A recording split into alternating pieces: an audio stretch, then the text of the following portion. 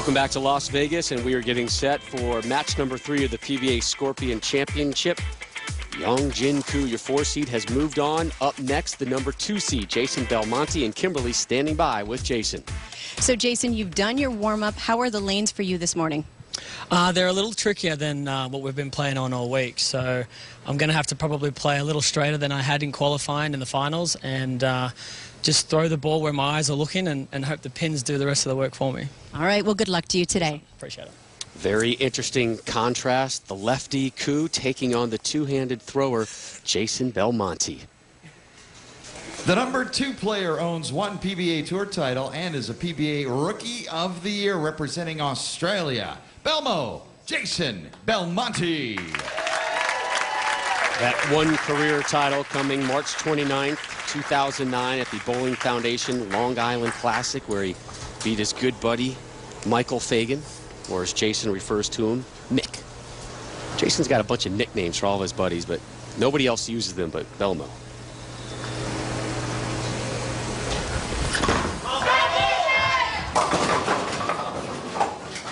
Every match today, we have seen Koo's competitors get off to slow starts.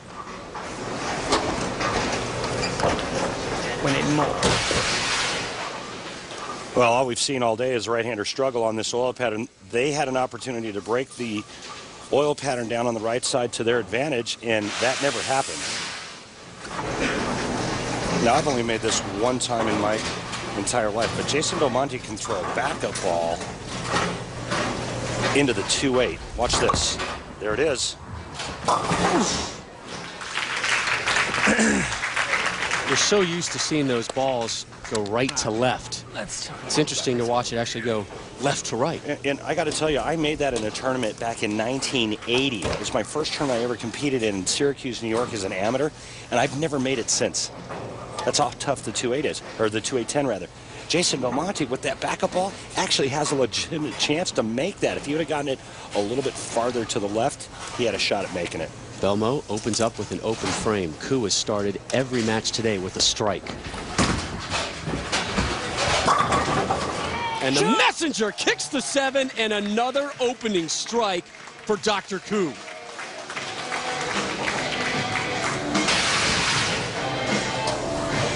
Well, this is a lot of pin action. It's good stuff. Now watch the head pin. It's going to come across and take the 7 out.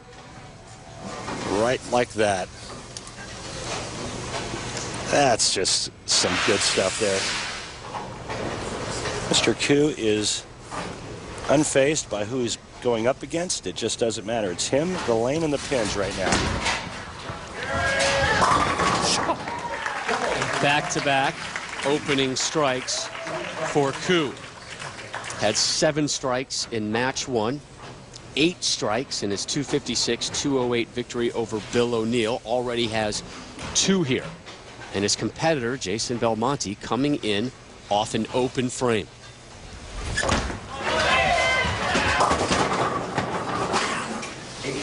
Where have we seen this before? Oh, that's right, match 1 and 2. All right. Jason's trying to do exactly what Bill O'Neill was trying to do in the last match, and that's to try to go straighter.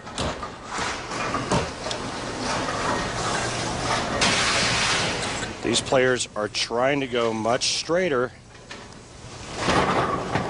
And in order for Jason Belmonte to do that, he needs to use a very weak or non-aggressive bowling ball to keep the ball on line.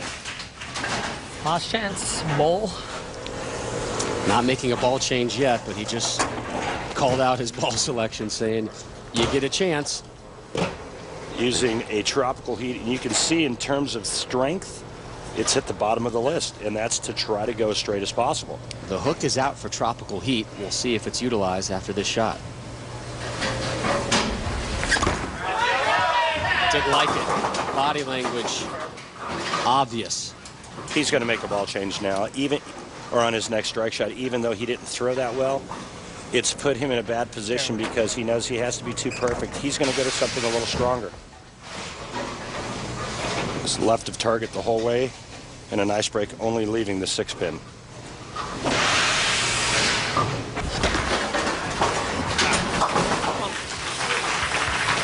Lots of frames left. Now, it's not easy being a Pro Bowler.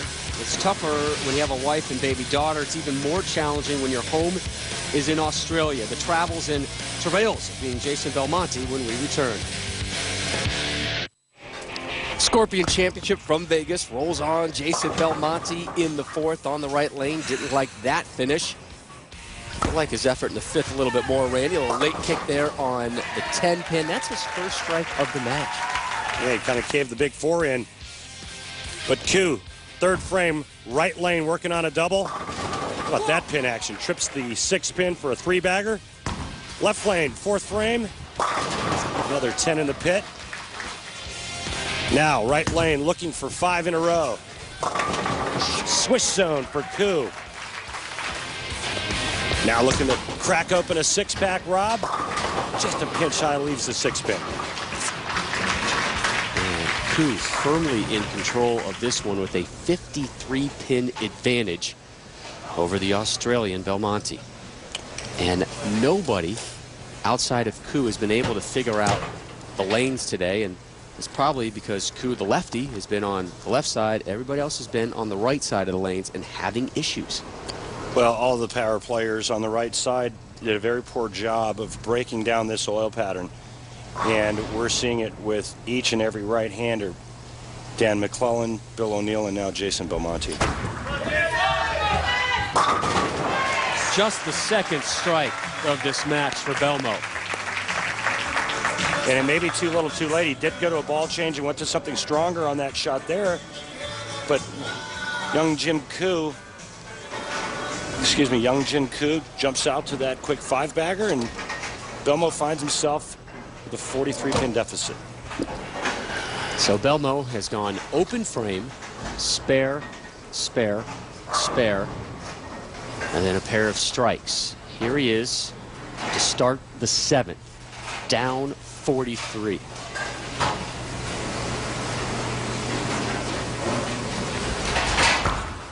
Cats. No, baby. 3 in a row for Belmo. And he's starting to claw his way back into this, and being Jason Belmonte, not an easy thing. I've been traveling the world bowling, since I was 16, and it's always been difficult to leave home, but now it's actually painful.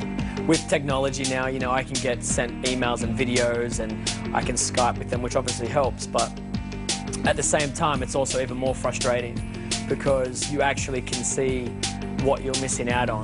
Kimberly will send me like a picture message, and it'll be Aria going out with the girls, and it really hits hard because you're like, that's what I'm supposed to be seeing, and it definitely hurts even more when you don't bowl well. As hard and as upsetting as it can be, I kind of try and turn all that negative kind of force into some positive force and say, well, then do well and prove to them that you're leaving not just for fun, but because you want to leave and you want to beat these guys and you want to win titles and you want to make money, and you're doing it for them as well. Belmo, a world-traveling daddy, and Koo, a world-traveling bowler, the native of South Korea. Up 33, here he is in the 7th. Strike number 6.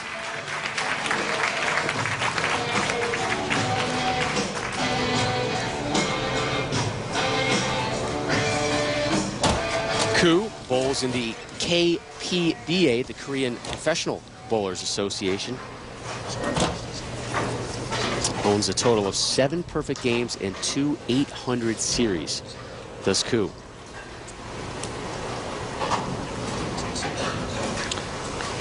A 48-year-old from South Korea.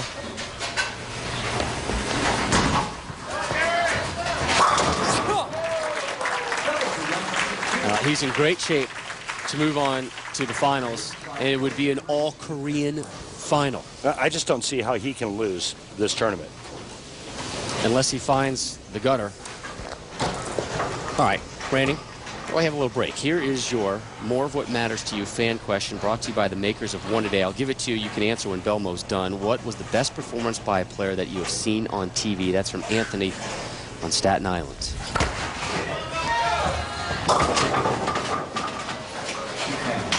Well, that's an easy question to answer. It was Erie, Pennsylvania, I believe, 1996. Should have stopped. Bob Learn Jr. averaged 280 for 4 games, including a 300 game. Best performance on television ever. Learn from your mistakes. Dr. Koo's performance today, not too shabby either. Game effort from Belmo, no dice, and another open frame. Highest game by a right-hander thus far on today's telecast, 208 by Bill O'Neill. That's not going to win many matches. Well, not when Young Jin Koo is averaging right at 250.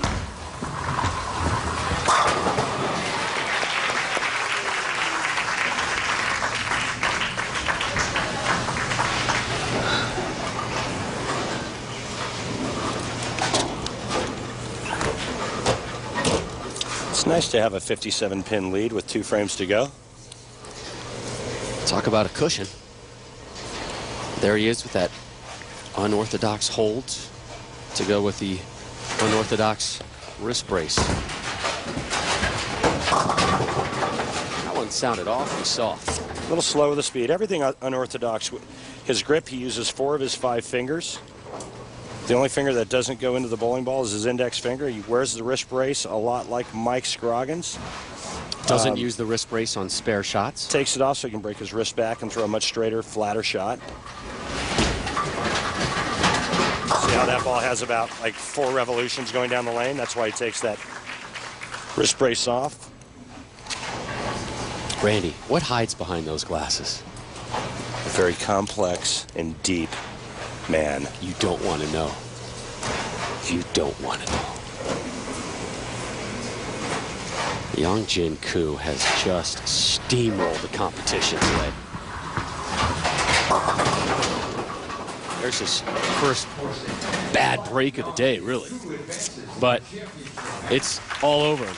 Koo will advance. And we thank Mike Moniak, the director of bowling operations here at South Point, a former pro. He and his crew have done a wonderful job here throughout the World Series of Bowling.